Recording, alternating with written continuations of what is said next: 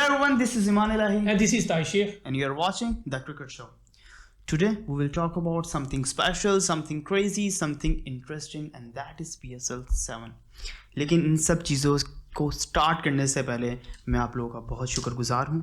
Thank you so much कहना चाहता हूँ जस्ट बिकॉज कि आप लोग हमें सपोर्ट कर रहे हैं, आप लोग हमें प्यार दे रहे हैं. तो once again thank you so much. Thank you so much. आज हमारी जो वीडियोस हैं वो काफ़ी अच्छी वॉच की जा रही हैं और हम आपका थैंक यू बोलते हैं इस वजह से कि हमें व्यूअरशिप भी अच्छी मिल रही है, उसमें हमें लाइक्स भी अच्छी मिल रहे हैं. तो इसी तरह हमारे चैनल को आप सब्सक्राइब करिए ताकि नेक्स्ट आने वाला जो रिमेनिंग सीज़न है PSL का उसमें भी हम आपको अपडेट रखें. और उसके बाद जो ऑस्ट्रेलिया पाकिस्तान है उसकी सीरीज़ और उसके ऑनवर्ड्स भी जितनी भी क्रिकेट सीरीज़ हो रही हैं हम उस लिए आपको ऑनवर्ड जो है उसको कंटिन्यू करेंगे और उसमें हम आपको अपडेट रखेंगे. लेकिन सिर्फ PSL और इन चीज़ों के बारे में नहीं, इवन क्रिकेटर्स की पर्सनल लाइफ के बारे में भी जो भी आप लोगों के फेवरेट प्लेयर्स हैं. आज मैं PSL के बारे में ये बताना चाहूँगा कि कौन सी टीम इस वक्त कहाँ है.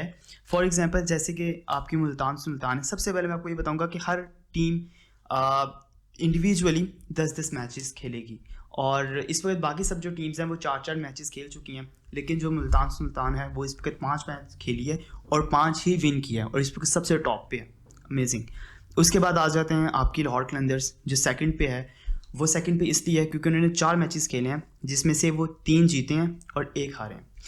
फिर उसके बाद बाकी टीमें आ जाती हैं. लेकिन सबसे जो इम्पोर्टेंट चीज़ है वो है कराची किंग्स. कराची किंग्स इस वजह से सबसे इम्पोर्टेंट है क्योंकि वो सबसे एंड पे है. सबसे खूबसूरत टीम, सबसे दिलों को चाहने वाली. कराची के अंदर ही मैचेस हो रहे हैं. इवन हमारे जो पाकिस्तानी हमारी जो क्रिकेट टीम है उसके जो कैप्टन है वो बाबर आजम, वो ही कराची किंग के कैप्टन है. लेकिन इन सब चीज़ों के बावजूद वो सबसे एंड पे है. तो ताहिर आप इस बारे में क्या कहना चाहेंगे? मेरा ख्याल है कि अभी जो सबसे बड़ा इस टाइम जो इनको फेस करना पड़ रहा है ना ईमान, वो ये था कि इनके पास अब वो प्लेयर्स ऐसे सच नहीं है इस सीज़न में ना. अगर देखें तो बाबर के अलावा कोई भी इनका इतना बड़ा कोई बैट्समैन नहीं है बाबर के अलावा जो स्कोर करे. जैसे कि जो क्लार्क ने भी थोड़ी सी इनिंग्स खेली है लेकिन इतना एक्स्ट्राऑर्डिनरी जो है उसने परफॉर्म नहीं किया. लेकिन जो बाबर आजम है वो अपनी एवरेज जो हर मैचेस में वो करते हैं, हर मैचेस में वो स्कोर करते हैं, उसी तरह करते रहे. लेकिन क्योंकि इतने टफ मैचेस हो रहे हैं, सारी टीमें जो है वो इक्वली स्ट्रॉन्ग है, तो इस वजह से एक बैट्समैन का ही स्कोर करना वो इनफ नहीं है. क्योंकि आपको मिडिल ऑर्डर में भी यार आपके टेल हैंडर्स में भी आपके पास इतनी पावर होनी चाहिए. इमाद वसीम है वो भी कुछ नहीं उन्होंने किया, जो क्लार्क है सच उन्होंने भी कुछ नहीं किया. तो मेरा ख्याल है जो सबसे बड़ा चैलेंज है ना वो उनकी बॉलिंग लाइनअप और उनकी बैटिंग है. क्योंकि बाबर के अलावा अब तक कोई भी जो है वो एक्स्ट्रा ऑर्डिनरी परफॉर्म नहीं कर पाया. और उनके साथ साथ देखो उनके मोहम्मद नबी हैं. मोहम्मद नबी को एक्चुअली ना अनफॉर्चुनेटली मोहम्मद नबी को ईमान ना वैसे इन्होंने परफॉर्म नहीं किया. क्योंकि अगर हम बात करें ना मोहम्मद नबी की तो मोहम्मद नबी की लास्ट जो 1-2 सीजन है ना वो भी एक्स्ट्रा ऑर्डिनरी उन्होंने कोई परफॉर्म नहीं किया. और ये भी उनके लिए एक बहुत बड़ा चैलेंज था कि इस टाइम जो कराची किंग्स की बैटिंग लाइनअप है वो ऑलरेडी स्ट्रगल कर रही है. तो इनको इस टाइम परफॉर्म करना चाहिए क्योंकि नेक्स्ट जो इनके मैचेस आ रहे हैं ऑलमोस्ट 6 मैचेस अभी कराची किंग्स ने और खेलने हैं. तो मेरा ख्याल है इनको ईमान अभी नेक्स्ट में से मिनिमम 5 मैचेस जो है ना और जीतने पड़ेंगे ताकि ये अपने टूर्नामेंट में जीतने पड़ेंगे. आने वाले ऐसे कह सकते हैं कि आने वाले जितने भी मैचेस हैं इनको जीतने पड़ेंगे. हाँ, सभी मैचेस जीतने पड़ेंगे. और उसमें ये है कि इनके पास अब कोई चॉइस नहीं है. और मेरा ख्याल है कि कराची किंग्स में अभी होम क्राउड भी है. क्राउड तो खैर इतना ज़्यादा नहीं आ पा रहा क्योंकि 25% जो एक रिस्ट्रिक्शंस लगी हुई है. लेकिन मुझे लगता है इस वक्त कराची की तरफ सिर्फ क्राउड ही है और कुछ नहीं है. हाँ, ये भी है. देखो बात ये ना 2 चीज़ें हैं क्योंकि एक तो ये था कराची होम ग्राउंड है, दूसरी बात ये है कि वहाँ की कंडीशंस भी ऐसी हैं. हाँ, और तीसरी बात ये कि कराची के अपने जो लोकल प्लेयर्स खेले और उसमें से मेरा ख्याल शजील खान है, 1-2 और प्लेयर्स होंगे, अदरवाइज वो सारे प्लेयर्स बाहर किए. तो मेरा ख्याल है कि कराची किंग्स को अब ज़रा थोड़ा सा अपने आप को वसीम अकरम या जितने भी उनकी मैनेजमेंट है उनको ज़रा सोचना पड़ेगा कि एक्स्ट्रा ऑर्डिनरी परफॉर्म करना पड़ेगा जो कि बड़ा टफ है इस टाइम. जो रिमेनिंग 4-5 मैचेस जीतना या 6 मैचेस जीतना और उसके बाद उनको टॉप पे या टॉप 4 पे लेके आना ताकि वो सेमीफाइनल तो एटलीस्ट खेलें. तो मेरा ख्याल काफ़ी बड़ा चैलेंज है कराची किंग्स के लिए. Let's see what happens. इंशाल्लाह. चलें अब हम बात करने जा रहे हैं मोहम्मद हसनैन के बारे में.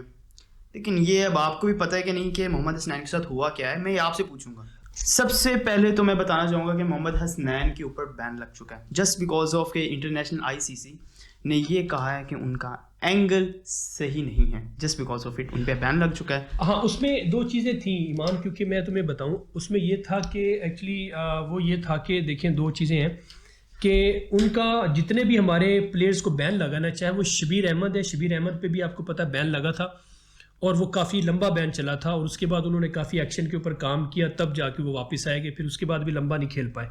इसके बाद लगा सईद अजमल पे बैन। अब आपको पता है सईद अजमल का भी जो है वो आई थिंक इंग्लैंड में लगा था बैन। तो ये जब भी हमारे प्लेयर्स इन इंग्लिश प्लेयर्स के अगेंस्ट खेलते हैं, ऑस्ट्रेलिया के अगेंस्ट खेलते हैं या फिर इंग्लैंड के अगेंस्ट खेलते हैं, तो कुछ ना कुछ ज़रूर होता है। इसी तरह सईद अजमल का भी जो एक्शन है वो भी अगेंस्ट इंग्लैंड रिपोर्ट हुआ और उसके साथ साथ अभी जो मोहम्मद हसनैन का एक्शन रिपोर्ट हुआ वो भी ये हुआ कि बिग बैश जब खेल रहे थे सिडनी की तरफ से, तो उस वक्त अंपायर ने कहा था कि जी ये इनका जो एंगल है वो 15 डिग्री प्लस है और इस वजह से उनको सस्पेंड कर दिया गया। और जब तक ये जो है दोबारा इनको रिव्यू नहीं किया जाता, इनके एक्शन को रिव्यू नहीं किया जाता और अप्रूव नहीं किया जाता, ये अभी इंटरनेशनल क्रिकेट जो है all type of international cricket से अब ये सस्पेंडेड रहेंगे। Okay, now let's talk about a crazy character, crazy player, and he is Shahid Afridi. Yes, Shahid Afridi बिल्कुल मुझे बहुत पसंद है, आपको भी बहुत पसंद है, आप सबको बहुत पसंद है, लेकिन हम दोनों के बीच, हम सब के बीच एक इंसान ऐसा है जिसको शाहिद अफरीदी पसंद नहीं है। और वो मेरे पास एक वैलिड रीज़न है। मुझे नहीं सुननी वो वैलिड रीज़न, मुझे पहले मैं आप लोगों से बात करूँगा, मुझे वैलिड रीज़न बिल्कुल नहीं सुननी, क्योंकि मैं आप लोगों से ये बात करना चाहूँगा कि आप लोगों को पता है कि what a player he is, ठीक है, और एक अरसे से।